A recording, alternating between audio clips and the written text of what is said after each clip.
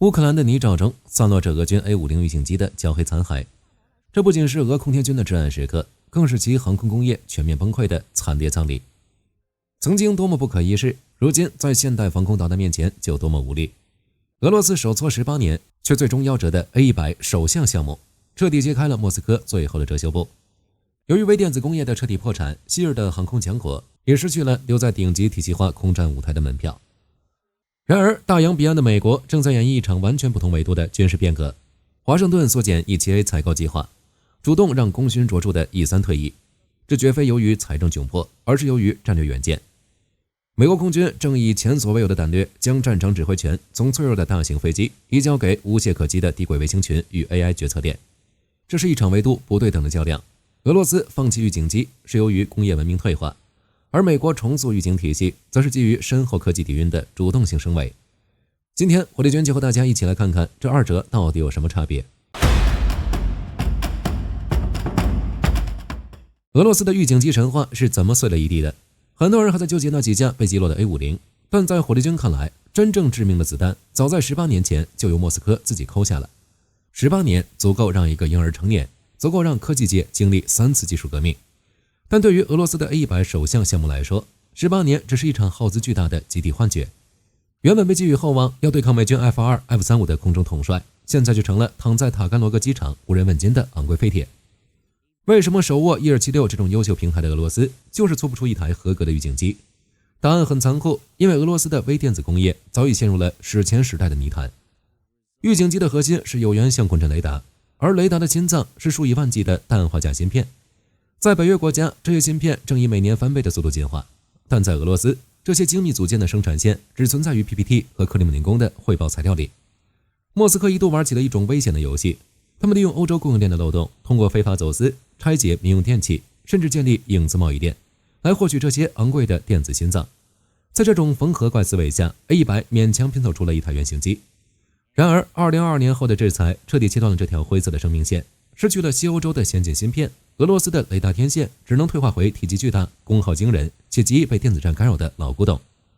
更荒唐的是，莫斯科的軍工體系內部腐敗已經腐蝕到了骨髓，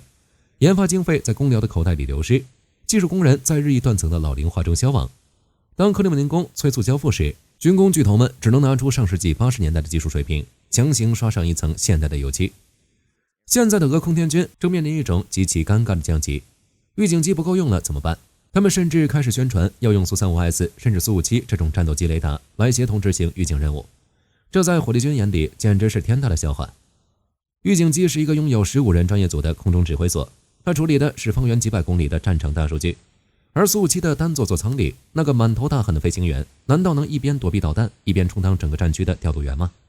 這種邏輯的背後不是什麼戰術創新，而是由於工業破產導致的被迫擺爛。俄羅斯放棄預警機是因為他們已經失去了制造現代精密雷達的能力。曾經的紅色空權正因為底層工業文明的全面坍塌而不得不退守地面。當体系作戰的眼睛瞎了，那些外表凶悍的蘇霍伊戰機也不過是飞在電子迷霧裡的困獸。這就是俄羅斯航空工業的真相，在爛泥潭裡修補冷戰殘骸，卻妄想在數字化時代守住那份早已消散的榮光。在很多軍迷眼裡，預警機背上的那個大圓盤是強者的象徵，但在現代防空導彈和隱身戰機的準星裡，那個圓盤其實是一张寫着“來打我吧”的巨型名片。我們先來看平台，美軍的 E-3望楼底層架構是上世紀50年代設計的波音707。1276作為 A-50的底子，也是70年代的老兵了。這些爺爺輩的飛機已經在天上飛了半個世紀，現在的維護情況簡直可以用工業考古來形容。美軍為了修好一架 E-3，甚至得派人去亞利桑那州的飛机墳場，從那些報廢了幾十年的舊機體上滿身大汗的拆卸零件，因為波音707的生產線早就不復存在了。這種拆東牆補西牆的維護模式，每小時的飛行成本已經飆升到了4萬美元以上。這哪是在開飛機，這分明是在燒美元。俄羅斯那邊的情況更慘，1276平台雖然皮實耐造，但它在電力供應和冷卻系統上的短板幾乎是致命的。現代有源相控陣雷達是個用電大戶，發熱量更是驚人，但在那個粗糙的俄制機艙裡，電力負荷經常頂不住，散熱系統更是由於技術斷層，經常導致機載電子設備在關鍵時刻罷工，甚至在某些演習中，雷達開機不到1個小時，機艙裡的溫度就能讓操縱員中暑。如果說維護難、成本高只是慢性病，那麼戰場生存率的暴跌就是給這些老平台下的病危通知書。預警機全稱叫空中指揮預警飛機，它為了照亮別人，自己必須變成全戰場最亮的那個信號源。它發出的雷達波在對方的電子偵察機眼裡，就像是漆黑夜裡點燃的一支巨型火把，幾百公里外都能看得清清楚楚。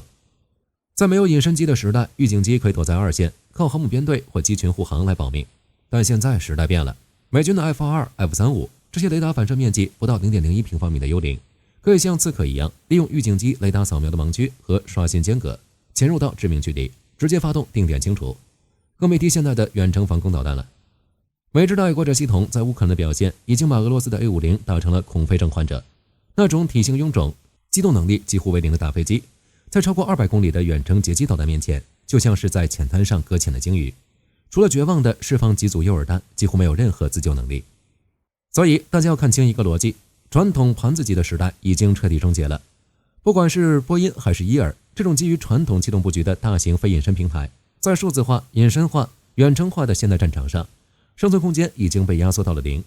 美軍之所以急着讓 E-3退役，甚至縮減過渡性的E-7A計劃，是因為華盛頓已經看透了，繼續在這些飛行棺材上砸錢，除了能填滿波音那深不見底的財報窟窿，對未來的勝利沒有任何幫助。相比之下，俄羅斯的放棄是無奈的破產，而美軍的退場則是看準了更高維度的獵場。這種戰略上的冷酷與果斷，正是美空軍能持續保持領先地位的根本原因。既然大氣層內已經不再安全，那麼為什麼不把目光投向更深邃的太空呢？縮減E-7A的採購量絕不是因為這款外號契約者的飛機不夠優秀，相反，它是目前世界上最頂尖的窄體積預警平台。但對於志在星空的美軍來說， E-7A只不過是一個過渡期的備胎，是一個用來填補舊時代 E-3退役、新時代系統上線前空白的過渡品。美軍真正壓住的底牌是那個讓所有對手都感到絕望的天基預警網絡。這裡我們就不得不提到一個名字 SpaceX。 當俄羅斯的軍工巨頭還在官僚主義的泥潭裡騙經費時，美國的商業航天已經把發射成本打到了白菜價。依托馬斯克的獵鷹系列火箭，美軍正在加速推進一個代號為星盾的軍事項目。大家要明白，這可不是民用的星鏈，這是專門為戰爭設計的天網。想象一下，傳統的預警機就像是一個舉着手電筒在黑夜裡巡邏的保安，雖然能照亮一片區域，但自己也是個活靶子。而美軍正在做的是直接在戰場的頭頂裝上幾千個隱形的紅外感應器，這就是所謂的去中心化預警。如果俄軍費盡9牛2虎之力用反衛星導彈打掉美軍一顆衛星，那對美軍來說就像是大海裡丟了一滴水，剩下的幾千顆衛星依然能嚴密鎖定戰場的每一個角落。這種系統冗餘度和戰場生存力是俄羅斯那些臃腫笨重的飞行圓盤永遠無法企及的。更讓對手絕望的是一項核心技術——天基空中移動目標指示。以前由於地面雜波的干擾，從太空中追蹤飞行在低空的戰機極其困難，但美軍現在的傳感器技術已經實現了代際突破。依托高精度的合成孔徑雷達和紅外探測陣列，美軍現在可以從外空俯瞰全球。俄軍那些所謂的隱身機，在這些衛星的高頻掃描下，就像是潔白床單上的一隻黑蟲子，無所遁形。這種技術高度，俄羅斯人甚至連想都不敢想。當莫斯科還在為蘇57那種蹩腳的隱身設計找借口時，美軍的 AI 系統已經在後台自動處理來自星盾的海量數據了。美軍的最後目標是，只要俄軍的飛機發動機翼噴火，從升空的那一秒起，它的坐標、航向、速度就已經通過加密數據鏈實時同步到了美軍全球任何一個作戰單元的屏幕上。這就是為什麼美國空軍敢於縮減 E-7A， 因為他們已經看清楚了未來的空戰指揮所不應該在飛機裡，而應該在軌道上。把幾百億美金砸在傳統的預警機生產線上，那是對納稅人智商的侮辱，更是對戰略機會的浪費。他們寧願忍受短暫的平台戰鬥機，也要全力投入到這場足以統治未來100年的太空競賽中。反觀俄羅斯，他們還在吹噓那個漏洞百出的 A-50升級版，這就像是一個還在研究怎麼把馬車修得更快的人，在嘲笑那個已經開始拆除馬棚準備建設火車站的人沒馬可騎。這種認知上的斷層，才是美俄軍事實力之間最不可逾越的鴻溝。當俄羅斯人還蹲在塔甘羅格的廠房裡，對着發霉的圖紙一籌莫展時，美軍的獵鷹火箭正帶着未來的戰爭規則一飛衝天。這種維度的壓制，這種科技儲備轉化成的絕對暴力，才是美國空軍立於不敗之地的底氣所在。既然我們可以從太空中接管一切，那又何必留戀那些在大氣層裡苟延喘息的舊時代產物呢？現在美軍玩的是什麼？是分布式空戰，是 AI 接管戰場。這裡我們就得重點聊聊 F-35。大家千萬別把它只當成一架隱身戰鬥機。在美軍的體系裡，每一架 F-35都是一個微型預警指揮中心，依托最頂尖的傳感器融合技術， F-35不需要像俄制戰機那樣靠飛行員肉眼去看雷達屏幕上的小光點，它的電腦會自動處理來自紅外、雷達、電子偵察等所有通道的信息，然後給飛行員一張上帝視角的戰場全景圖。最恐怖的是那個叫 MADL 的高級數據鏈。當4架 F-35組成編隊時，他們能通過這種極難被偵察的窄波數形成一個空中網絡。這意味着什麼？這意味着4架隱身戰機加起來的戰場態勢感知能力已經足以覆蓋傳統預警機的控制區域。而且這4架飛機是隱身的，俄軍的防空雷達在屏幕上什麼都看不見，而美軍的導彈已經通過4機組網的精密制導鎖定了俄軍戰機的機頭。相比之下，俄軍還在吹噓用蘇 35S 甚至蘇57去代替預警機職能，這在火力軍眼裡簡直是笑話。俄制戰機那簡陋的數據鏈在電子戰環境下一掐就斷，他們所謂的協同大多還得靠飛行員在無線電裡吼。這種停留在上世紀的通信效率，在美軍的秒級決策鏈面前簡直慢得像蝸牛在爬。而這一切的背後是美軍正在全力推進的 AI 指揮官項目。美國空軍現在正在測試一種算法，能自动處理来自衛星、無人機和 F-35的海量原始數据。以前預警基地的战管組需要盯着屏幕，人眼識別，人工下達攔截指令，而現在美軍的 AI 系統可以在 0.01 秒內計算出最優的火力分配方案，哪架飛機去攻擊，哪架飞機去誘敵，導彈該從哪個角度切入。這種信息決策權的降維攻擊才是美軍敢於讓大型預警機退場的底氣。因為在未來的分布式空戰裡，指揮部不再是一個顯眼的目標，而是散落在整個戰區上空，通過算法連接的無數個節點。這種指揮體系沒有中心，也就沒有弱點，它是無聲、無影、無形的科技暴力。大家看看俄羅斯，他們還在為那幾個昂貴的雷達芯片發愁，還在為官僚主義導致的研發延期打口水仗，他們還在追求那種大而全的冷戰虛榮，卻沒意識到戰爭的底層邏輯早已變成了算力與算法的博弈。這就是為什麼美軍的預警體系越來越虛無縹緲，而俄軍的預警體系卻在不斷縮水殘缺。一種是主動放棄肉身，追求神格化的戰略跨越；一種是機能枯竭，不得不退化的工業沒落。當美軍的 AI 已經開始模擬未來100年的新戰場景時，俄空天軍唯一的指望居然是祈禱那些老舊的 A50別在起飛時掉零件。這種差距哪裡是幾架飛機的代差，這分明是2個文明水平在天空中的殘酷投影。總結一下，俄羅斯被迫放棄預警機研發，本質上是因為其工業文明已經無法支撐起現代戰爭的高端門檻，從芯片斷供到人才斷層，這是技術破產後無可奈何的退場。而美國主動重塑預警體系，是將戰場指揮權基於深厚國力底蘊的主動升維，是戰略眼光上的絕对壓制。